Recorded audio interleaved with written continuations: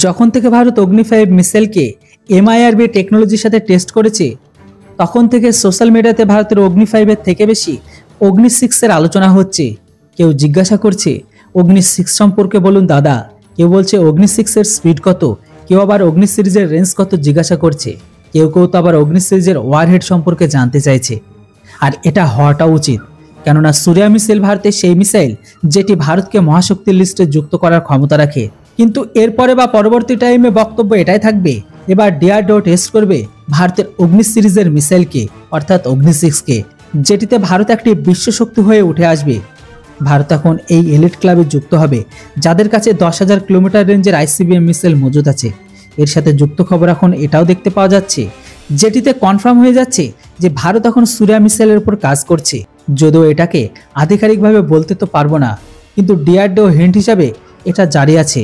তো এখন অগ্নি 6 এর উপর কাজ হচ্ছে কি হচ্ছে না, চলুন এটা আপনাদের ডিটেলসে বলি। কিন্তু তার আগে আপনাদের কাছে ছোট্ট রিকোয়েস্ট, চ্যানেলটিতে নতুন হলে সাবস্ক্রাইব করে রাখুন। এর সাথে সাথে আপডেট ইন্ডিয়া বাংলার মতো অপর একটি চ্যানেল আছে যেটার নাম হচ্ছে ইন্ডিয়া আপডেট, সেই চ্যানেলটিকেও সাপোর্ট করুন সামনে এগিয়ে নিয়ে যাওয়ার জন্য। জানি আপনারা যদি আপডেট ইন্ডিয়া বাংলাকে ভালোবেসে থাকেন তাহলে সেম ভালোবাসা সেটা তো দিও, সেটাকে সাপোর্ট করবেন।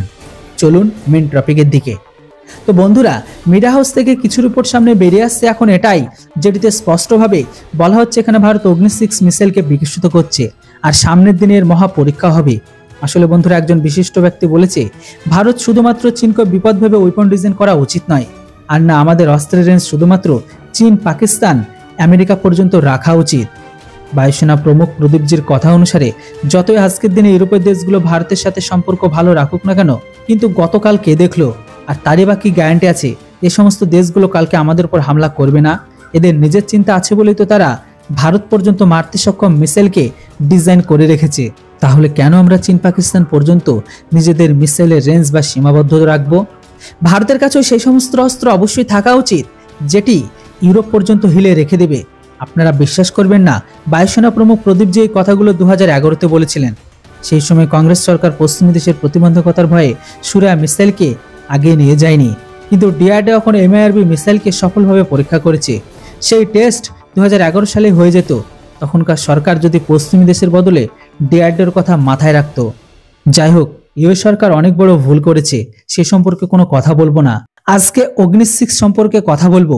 দেখুন, অগ্নি 6 অর্থাৎ সূর্যা মিসাইলকে ইউরোপকে পর্যন্ত টার্গেট করার জন্য ডিজাইন করা হয়েছে। অগ্নি 5 সূর্যার থেকে হালকা আর পাতলা হবে, যেটাতে কম্পোজিট অ্যালুমিনিয়ামের ব্যবহার করা হবে যেন এটি কম ফিউলে লম্বা দূরত্ব পর্যন্ত যেতে পারে। এছাড়া এটি 4 স্টেজ মিসাইল হবে, বরং মিসাইল কম রকেট বেশি। সূত্র অনুসারে বলা হচ্ছে এই মিসাইলের দ্বারা সামনের দিনে স্যাটেলাইটকে লঞ্চ করা যাবে। এর রেঞ্জ 9,000 থেকে 16,000 কিলোমিটার পর্যন্ত বলা হচ্ছে, যদিও আসলে কতটা হবে সে সম্পর্কে কেউ জানে না। ধরে নিন 10,000-এর উপরেই যাবে। যেখানে অগ্নি 5 8,000 পর্যন্ত মারতে সক্ষম। তবে এখন প্রশ্ন একটাই, এই মিসাইল তৈরি হলে টেস্ট কবে হবে? দেখুন বন্ধুরা, আমাদের এই মিসাইল টেস্টের জন্য কোনো ফিক্সড ডেট বা ফিক্সড সময় বলে দেয়নি, কিন্তু আমাদের এক্সপার্টরা বলে সামনের বছরের প্রথম দিকে এই মিসাইলের পরীক্ষা দেখতে পাওয়া যাবে। কেননা ডিআরডিও এই বছর ডিআরডিও অগ্নি 5 মাল্টিপল ওয়ারহেড ক্যারি ক্যাপাসিটি পরীক্ষা করতে চলেছে। যদিও এই মুহূর্তে আমরা অগ্নি 5 থেকে মাত্র 2টো ওয়ারহেডকে লঞ্চ করেছি, যেটির সংখ্যা 12 পর্যন্ত নিয়ে যাবে। এমনকি এটিতে সময়ও লাগবে। হয়তো এটির জন্য চীন আবারও কোনো ব্যাগরাকে বাঁধালেও বাঁধাতে পারে, কিন্তু ডিআরডিওর স্পষ্ট বক্তব্য যে ভারতকে সক্ষম বানানোর জন্য তারা সমস্ত মিসাইলের টেস্টকে করবে। সেটা চীন বা পশ্চিমী দেশের পছন্দ হোক বা না হোক, এটাতে আমাদের কোনো কিছুই যায় আসে না। তো বন্ধুরা, আমাদের কাছে কি সূর্যা মিসাইল থাকা উচিত কি উচিত নয়, নিচে কমেন্ট করে অবশ্যই জানান। আর ভিডিওর ইনফরমেশন ভালো লাগলে চ্যানেলটিকে সাবস্ক্রাইব করতে কেউ ভুলবেন না। Thanks for watching. জয় হিন্দ, বন্দে মাতরম।